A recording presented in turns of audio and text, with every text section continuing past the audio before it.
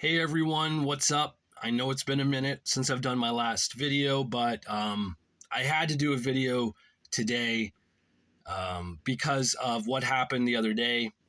Uh, unless you're living under a rock, you clearly heard that Ted Turner has passed away. And Ted Turner meant a lot to wrestling fans without probably even knowing that he meant a lot, especially the newer fans nowadays who don't really know of the Monday Night Wars or know of WCW and don't understand how important 6:05 p.m. on a Saturday night was for wrestling fans in the 80s and early 90s, the first half of the 90s at least, especially. Ted Turner took the dying NWA, what was left of it, meaning Mid-Atlantic Wrestling and Georgia Championship Wrestling. He took it, he bought it from Jim Crockett, he renamed it WCW. And it was kind of always WCW. Like, I'm pretty sure Georgia Championship Wrestling used to have the World Championship Wrestling name, like, hanging at their studio shows. But it wasn't until Ted Turner who got a hold of it and really made it WCW and made it that he could compete with the then WWF. And I remember there's that great story of Ted Turner calling Vince McMahon and saying, I'm in the wrestling business now, and Vince wished him good luck. And Ted did have a lot of good luck at the time, at bits and pieces at time with WCW. Mainly the Monday Night War with Monday Nitro competing against Monday Night Raw. But being this is mainly 99% of a wrestling magazine channel, I thought today would be a perfect day to go back and look at the WCW magazines I own. I may have done a video on the WCW magazines of like 2 years ago on this channel, probably, maybe even longer than that now. I really don't know how long I've been doing this for, maybe 3 years now, which is weird to think, but I have acquired a lot more WCW magazines since. So let's go through and take a look at the WCW magazine. All thanks to right there, Ted Turner with the Nature Boy Ric Flair. That is from the fall 1989 Wrestling 89 magazine. I wanted to include that to show off Ted Turner here. Ted was such a big wrestling fan, was just so genuinely excited about wrestling. And I think that made him super cool as well. And he was just a big time fan who loved the sport and put so much money into it to entertain the fans. And that's great. So let's take a look here. This is the first edition of WCW magazine, November 1991. We get Rick and Scott Steiner and El Gigante on the cover. Interesting that is the magazine cover they went with for the debut issue. They didn't go with Sting. They didn't go with Nature Boy Ric Flair, who was still in the company at this time. He was just getting ready to leave when this magazine pretty much came out because they were hyping the Great American Bash 1991 in this issue. But they went with the Steiners and El Gigante on the cover for the debut issue. December 1991, we get the new WCW World Champion, the total package, Lex Luger, on the cover. The reason why he's holding the belt like that is because that isn't a WCW Championship belt. That is the old Florida PWF title that Dusty Rhodes had in his organization that he started when he left the NWA slash WCW, whatever. I mean, it was still being called the NWA at times in 1988, right? It was so weird. But he left, went to and started his own wrestling promotion in Florida until he went to the WWF. So that was the PWF title because Ric Flair took the NWA World Championship belt with him when he left WCW in 1991. So that's why they're not showing that belt right now on the cover. January 1992, we get Sting with the United States Heavyweight Championship. Sting, today the U.S., tomorrow the world. The Stinger wins the U.S. Championship in a tournament. I believe he defeated Stunning Steve Austin in the finals of that tournament. And I'm pretty sure it was also at the Omni wow, I just got a mind blank. The Omni is in Georgia, right? Yeah, I'm pretty sure. Atlanta, Georgia. So, Sting now the U.S. champion and Lex, the WCW World Champion. For this issue, it's the February 1992. We get the Christmas edition because, as you know, the months don't line up to the era that they connect with. It's really weird. I don't know why magazines do that. They always have the month way off when it actually comes out. But this is the special holiday issue. By the way, I should say, in the last three, there was posters. A poster of Lex Luger, a poster of Sting, and a poster of Stunning Steve Austin and Lady Blossom. This one, you get a poster of a 1992 calendar with PN News and Missy Hyatt there on the cover, but that's kind of neat to see PN News and Missy on the cover.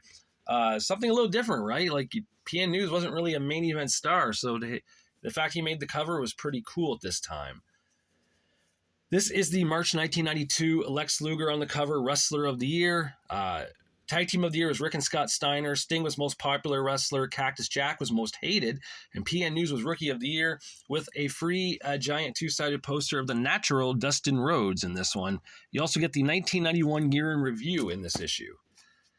April 92, we get a poster of the Steiners, and we get Lex Luger and Sting squaring off face-to-face, getting ready for their big Super Brawl Super Brawl 2 match, which, by the way, took place on February 29th, 1992. So it took place on a leap year day. That's kind of neat because that's very rare for that to take place. Leap years only happen every 4 years, and the fact this one happened, kind of cool. May 92, we got Rick and Scott Steiner on the cover with Flying Brian Pillman inside for the poster. Steiners making up for lost time. The Steiners reclaim their killer instinct. June 92, let me do something here first, because this magazine has the Dangerous Alliance on one side and Sting's group on the other, with a poster of Ricky the Dragon Steamboat in there. So that's kind of neat. Anyway, the reason why I keep the Dangerous Alliance on the cover is because you don't really see many magazine covers with the likes of Bobby Eaton or Arn Anderson on the cover and Paul Lee looking like Paul Lee. So I thought that was kind of neat. July 92. Wait, what was the poster in that one? It was Steamboat. July 92, we got Sting, the new WCW World Champion. As you can see, there is the belt, showing we do have a WCW World title belt now. And Sting's the champ, and of course the poster is Ravishing Rick Rude. August 92, we get Big Van Vader on the cover with the Steiners, Sting, and Ricky Steamboat looking smaller and scared of Vader, with a free poster inside of Paul Lee dangerously on a dartboard. So you could put that on a dartboard and fire your darts at Paul Lee's face. Kind of cool. September 92, we get Nikita Koloff and the United States Heavyweight Champion Ravishing Rick Rude on the cover, with a two-sided poster of Ravishing Rick Rude and Missy Hyatt. They were voted the sexiest male and female of WCW, so they got the posters. Interesting to see Nikita back here too, right? It's good to Nikita Koloff made a return to WCW here as a good guy for like one final run. That was pretty cool. This is October 92 of WCW. We got Barry Windham on the poster with Williams and Gordy versus the Steiners as the cover photo. That was what, October? October 92, yeah. This is November 92 with Ron Simmons on the cover. We have an All-American. No, wait, we have an All-World because Ron Simmons is WCW World Champion pretty soon. If not right here. Maybe they were hyping this. I do not know. But he did defeat Big Van Vader for the belt in August of 1992. Ron Simmons, the first African-American, first black World Heavyweight Champion. You know what's funny about that is I didn't realize, and I would have been 11 years old when this happened. I didn't realize the significance and importance of Ron Simmons winning the title at that time, him being a black man doing so. Because at the time, I didn't know there was no former black world champions in wrestling, like world champions. I had no idea. I mean, I was only 11 years old. I had no history. There was no internet, nothing to read up on, right? And at the time, I just knew that I liked Ron Simmons. I thought Ron Simmons was cool. And he was a big, jacked up dude who looked like a superstar, he was just awesome. and he wrestled really good for a big guy. Like, he was pretty agile, and that's probably from all those years in football and such too, right? That he did for in Florida and whatnot. But Ron Simmons, I didn't realize how important it was that he won the world title then. I just thought it was so cool that one of my favorite wrestlers, Ron Simmons, beat Vader to win the WCW title. And actually, I love that era from 92, what was that, August 92 to, what was that be, December 92? When Vader beat Ron back for it at a house show right after Starrcade. But I thought Ron Simmons, his title, like, yeah, maybe his world title run could have been better, but that could be said for a lot of world title runs, and depending what competition you have at the time. But Ron Simmons made a great WCW World Champion, and I just think it's cool that he was the first Black World Champion, because Ron was such an awesome dude. Like, well, still is, but you know what I mean? Just back then, watching him wrestle, he was so cool. Cool about that Medusa poster, too. That's a pretty sweet poster. We got December 92 with Jake the Snake Roberts on the cover with Nikita Koloff poster inside. Jake the Snake is now in WCW after leaving the WWF. January 1993, Brian Pillman shocks the world. The fans can go to hell. Flying Brian Pillman is now a villain, a heel, a bad guy in WCW. And he's getting ready to take on the likes of Ricky Steamboat, Dustin Rhodes, Shane Douglas, and Sting, and those guys. Tagging with Barry Windham and Austin and Bobby Eaton. You know, WCW, from the Bill Watts era of WCW was so bizarre, so interesting, and to this day, it's still my favorite era of WCW. The era of Bill Watts running it from like June 1992 to February 1993. Still my favorite era of WCW. We get a poster, though, of the WCW World Champion, Ron Simmons, inside this magazine. This is the February 1993 edition. We got the Battle Bowl Starrcade 92 talk. We see Sting in this edition for the poster, but look at that. We got the Barbarian, Cactus Jack's on the cover. You know, a lot of guys we didn't see on covers before like that, right? But of course, you got your typical Rick Rude, Rick Steamboat, you know, Ron Simmons again, Sting, Dustin. This is the March 1993 edition. This is the year-end awards. Rick Rude was most hated. Barry Windham and Dustin Rhodes were Tag Team of the Year. Sting was most popular once again. Marcus Bagwell was Rookie of the Year. And Ron Simmons was Wrestler of the Year. Of course, this also has the 1992 year in review. And it's got the calendar, the 1993 calendar as well in this one. April 1993, we got Ravishing Rick Rude on the cover with Medusa. We also have a poster of the new WCW wrestler, Too Cold Scorpio. He's now a part of World Championship Wrestling. Cactus Jack makes the cover of May 1993. Cactus Jack is his new attitude, too good to be true. Cactus Jack now a babyface good guy. And you can see the poster there is of the WCW and NWA Unified World Tag Team Champions, Ricky Steamboat and Shane Douglas.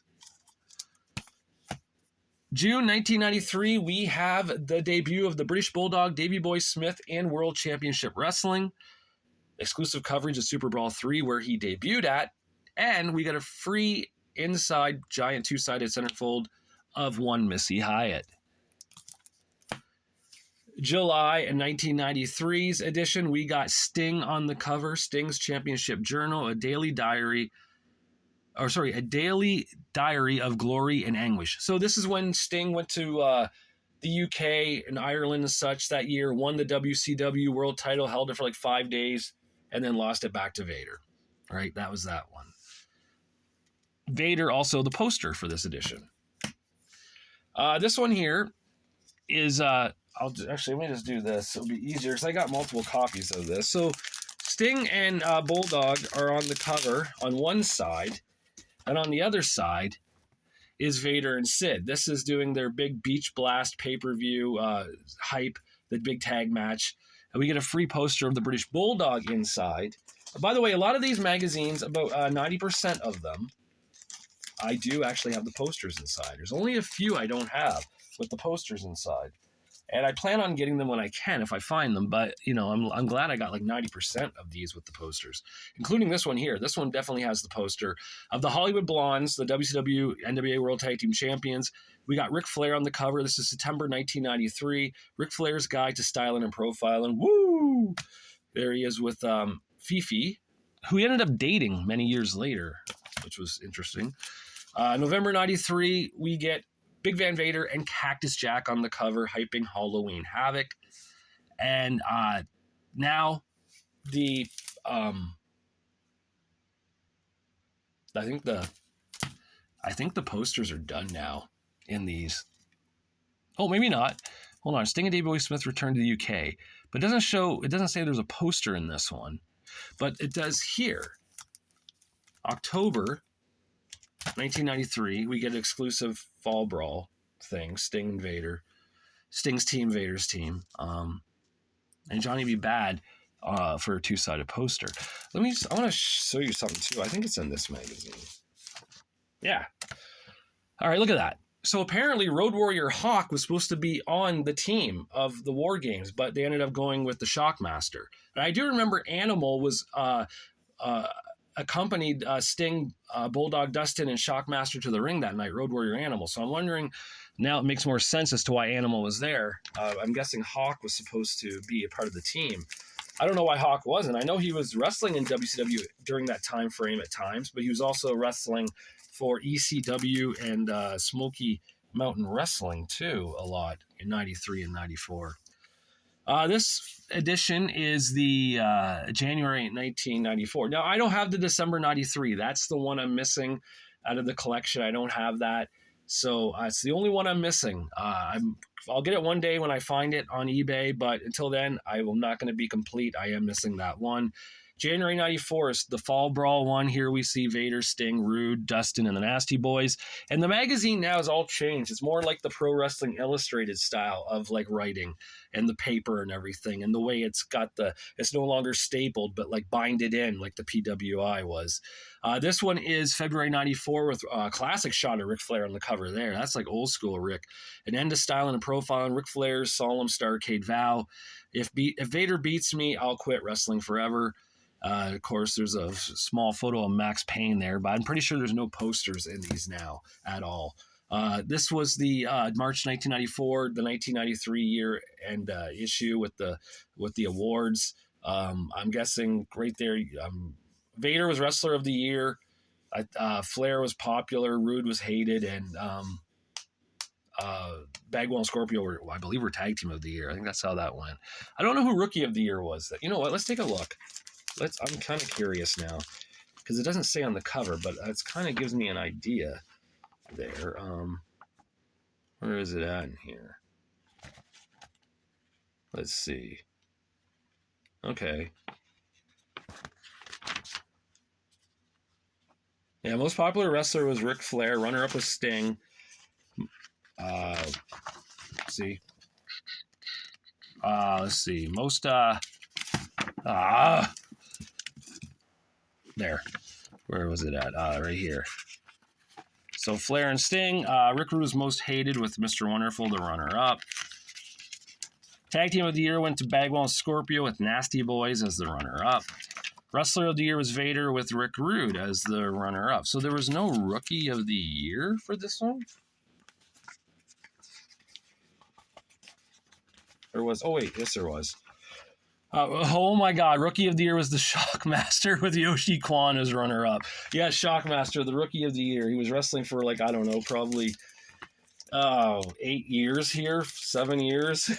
But oh, that's awesome! Classic WCW. Here we see the what issue is this one? April 1994. Ric Flair, the man again, WCW World Champion, defeating Vader at Starrcade. We have Missy Hyatt photo there. This is May 94. We got Bobby the Brain Heenan's Guide to WCW with the boss in the top there. Big Boss Man's there now. Bobby Heenan is in WCW, debuting in January of 1994 at the Clash of the Champions. Bobby was now WCW. Who else do we got here? Oh, yeah. June 94. Exclusive preview of Spring Stampede. Sting there, Rick Rude. So we had Rude versus Sting, international title, Vader versus the Boss, Flair versus Steamboat for the title, and Austin versus Great Muta.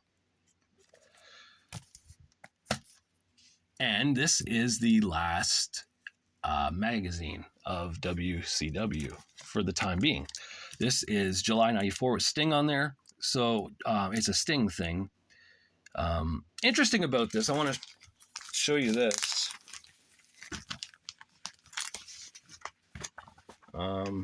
It was in here. I remember reading it. So I did a short on this on YouTube. It talks about how WCW magazines were going to be no more in here somewhere, if I can find it. Oh yeah, right here at the end. Attention readers, our deepest regrets. The London Publishing Co. announces it must indefinitely suspend production of WCW magazine effective with this issue. Over here, though, order now. Get the WCW magazines to subscribe for the year. Like, what the hell, right? Like, that's, again, typical WCW. Very, very, very funny that that's a thing. I don't know why they stopped the magazines. They just did. They said no more, which kind of sucks. I like them, but... I also got these collector issues. This collector's special number 1, this is all posters. You get posters of Cactus Jack, Dustin Rhodes, Ricky Steamboat, Sting, the Steiners, Rick Rude, Johnny B. Bad, and Medusa. Kind of like what the WWF used to do, putting out poster magazines where you rip them apart and put the posters up. Yes, all the posters are in here. It's still sealed. It's still fine. I paid $45 for this for fucking posters. Think about that. Just because it was Collector Series Special 1, I have to have the first issues of everything. So I stupidly bought that. Collector's Issue 2, it's all about Sting. So this magazine's all about the Stinger. Number 3 is the 1993 yearbook, your must-have guide to WCW's greatest stars. This is like the WWF Superstars magazines. They came out yearly in the different volumes, showing you what wrestlers are in the company at the time. And I got number 4 here, which is Power Picks Action, just great action shots that were happening in WCW at the time. I believe there's still 4 or 5 more of these specialty magazines, but I don't have them. I've never seen them to get. I will get them if I spot them. There's even another poster one, as far as I know. It has like the British Bulldog in it and Jim the Anvil Neidhart, later in 1993, but I've never seen it. But WCW came back March 95 with the magazine. We got Hulk Hogan in the hot seat because the Hulkster is now in WCW. So here we have the WCW World Champion Hulk Hogan with the 1994 year in review photos and such. We got issue 2, April 95 with Macho Man Randy Savage. He's in WCW as well now. The Macho Man and the Hulkster. Issue number 3, May 95, we got Super Brawl 5, a full color coverage inside. We see Vader on the cover there. Issue number 4, we see Sting on the cover. Sting demands Hogan give me a title shot. Of course, relive all the action from WCW Uncensored here in 1995. Issue number 5, July 95, the return to Space Mountain, Ric Flair in the hot seat. August 95, issue 6, the Nasties chill the heat and celebrate a three-peat in the hot seat. The Nasty Boys now 3-time WCW World Tag Team Champions, defeating Harlem Heat. Issue 7, September 95. That is the Renegade and Double A, the Enforcer, Arn Anderson on the cover there, and talks from the Great American Bash with photos and results. Issue 8, we see Hulk Hogan on the cover yet again, talking about Bash at the Beach, the WCW World Champion. Hulkster, that belt did look pretty good on Hogan, I gotta say.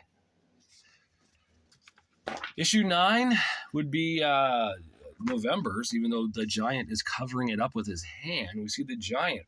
Giant problems ahead for Hulkamania. Issue 10, Harlem Heat blaze to Title 4. Harlem Heat now 4-time WCW World Tag Team Champions, Booker T and Stevie Ray. And issue number 12, I'm missing issue 11, that's okay. Issue 12, February 96, relive the Four Horsemen glory years. We see Ric Flair, Arn Anderson, Flying Brian Pillman, and the Crippler Chris Benoit on the cover there, talking, and also Macho Man Crown Champ at World War III. That was the big 60-man battle royal with 3 rings. Oh, now this is kind of neat. These magazines are from even a newer version of WCW magazines. Let me get closer here. So they changed the style, they changed the look, and this would be issue number 59. That's what it says. I don't think, does it have a month on it or anything? I just see 59 there. But it's got the NWO black and silver from late 99, early 2000 with Bret Hitman Hart, Jeff Jarrett, Big Papa Pump Scott Steiner, and Big Sexy Kevin Nash. And we got that one as well. With Shane Douglas is on the cover. After that whole thing where I said, Shane, you're not really on many magazine covers, I actually have a WCW magazine with Shane Douglas on the cover now. This is during the New Blood era. This was issue number 62. And you got free posters of Buff Bagwell and Vampiro in that one, and you got the NWO and Miss Hancock in the other one. Let's see if the posters are in these. Holy shit, they are. Nice.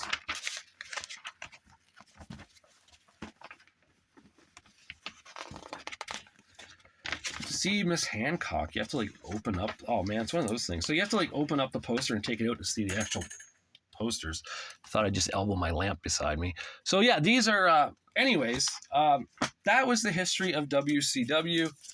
All thanks to that man right there, Ted Turner, who, like I said, passed away. What a great guy he was. He gave us so many memories in our childhood and teenage years, maybe even your 20s, depending how old you were when you started watching WCW and NWA and such back in the 80s. All right, guys. I just want to do a shout out here, do this very special video for Ted Turner, his memory and everything he did for us. Put in the comments what your favorite WCW memories were and what you enjoyed from that era. And once again, Ted Turner, rest in peace. Thank you so much for doing what you did for us wrestling fans in the 80s and 90s and even into the early 2000s before WCW went away. You really gave us something special in the legacy of professional wrestling. All right, guys, until I do my next one, I'll talk to you later.